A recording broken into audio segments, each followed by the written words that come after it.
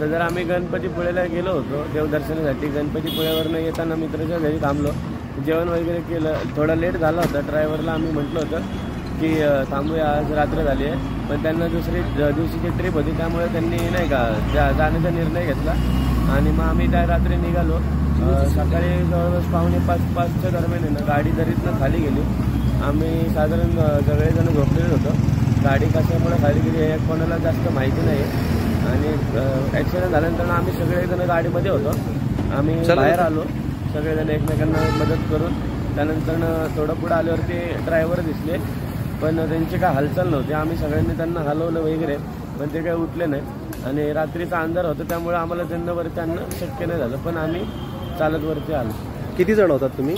आम्ही एकूण 8 जण होतो. नावं काय तुमची? सगळे एकाच ठिकाणचे राहिलात तुम्ही?